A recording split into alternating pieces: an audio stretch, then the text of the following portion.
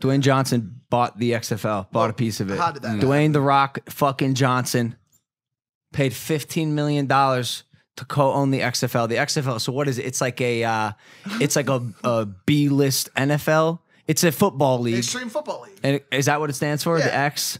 They didn't even put the E in. No, because they wanted to be cool. Yeah. The extreme. What makes it so extreme? Do you know? Just overall extremity, bro. I mean, Right.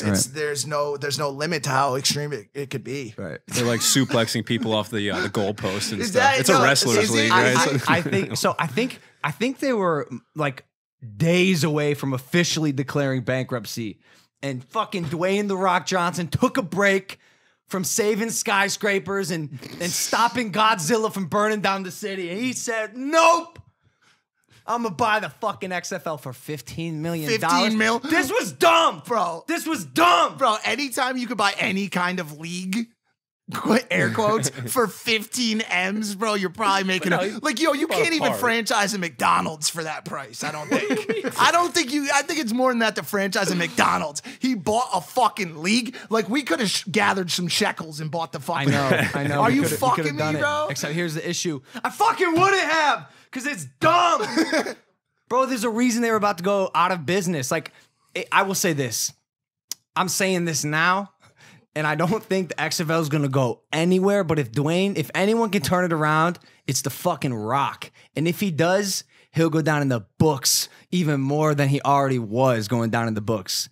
Like, pulling that up from the graveyard and reviving the XFL, why it might work is because he is so genuine and authentic as a leader and businessman. He said he bought it for 2 reasons. One, the love of the game.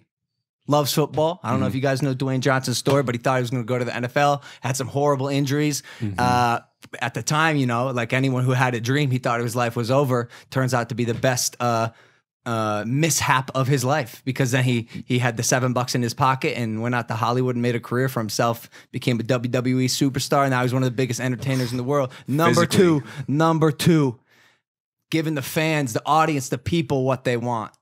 Serving the people. If you can serve the customer and the consumer and you love the thing you're doing, there's a recipe there.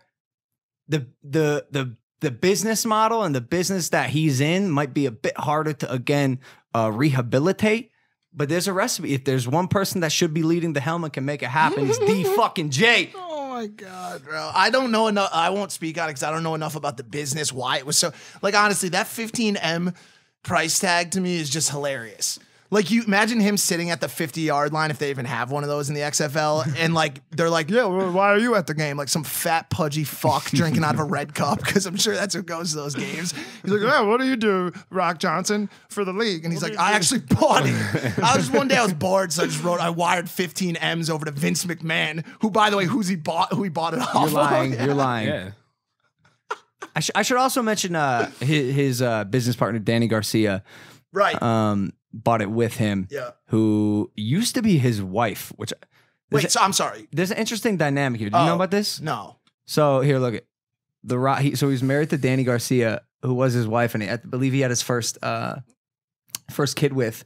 And now they're business partners, and he's remarried. And I remember on Baywatch, I was watching the interaction, and it was so interesting how professional they were. Like, they truly split as romantic partners and really just became business partners, and it's working.